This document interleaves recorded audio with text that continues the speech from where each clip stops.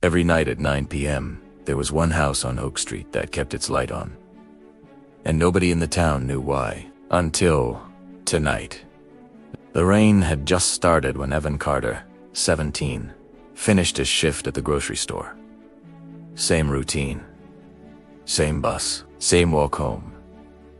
Except, he never walked straight home. Every night, without fail, Evan took the long way past the old white house at the end of Oak Street, the one with the porch light that was always on.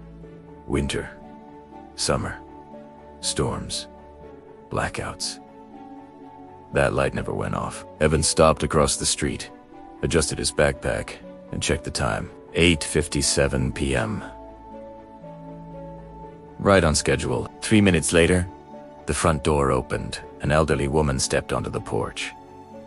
Small, silver hair, slow movements. She looked up and down the street, and then back at the road. Evan didn't wave. He never did. He just watched.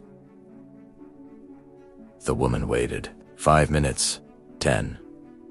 Finally she sighed, whispered something Evan couldn't hear, and went back inside. The door closed.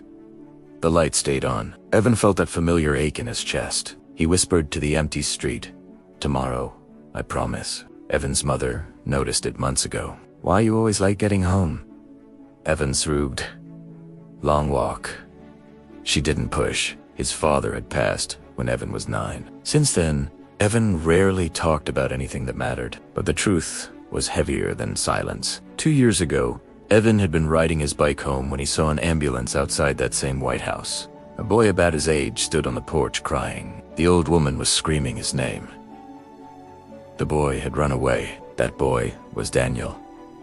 Evan never knew Daniel personally, but when Daniel ran, he ran past Evan on the sidewalk. Daniel looked straight at him and shouted, "Tell her I'll come back." The ambulance doors slammed. The sirens screamed. Daniel disappeared. Evan stood frozen with that sentence burning in his ears.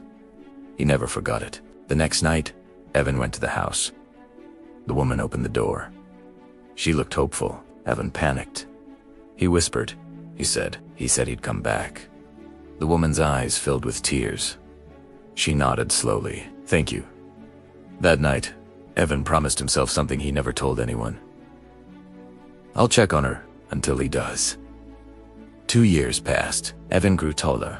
Graduation got closer. Life moved forward. The woman, Mrs. Adler, kept waiting. Every night at 9, light on, door open, eyes searching the road. Sometimes Evan almost walked up and spoke, but what could he say? "He's not coming tonight" felt too cruel. "He'll be here soon" felt like a lie. So Evan kept the promise the only way he knew how. By being there, by not letting her wait alone. Tonight, something was different. As Evan crossed the street, he noticed the light wasn't on yet. The porch was dark. His heart tightened. He hurried toward the house. The door creaked open. Mrs. Adler stepped out, but this time, she was holding a small suitcase. Evan froze. She didn't look down the street. She looked straight at him. Their eyes met for the first time in 2 years.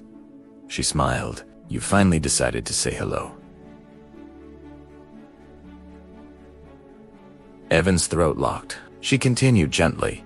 "It's okay, dear. I know why you've been coming." His breath caught. She took one step closer. "You were the last person who saw my grandson, weren't you?" Evan opened his mouth to speak, and the streetlights went out. Total darkness. Except for the house, because the porch light turned on.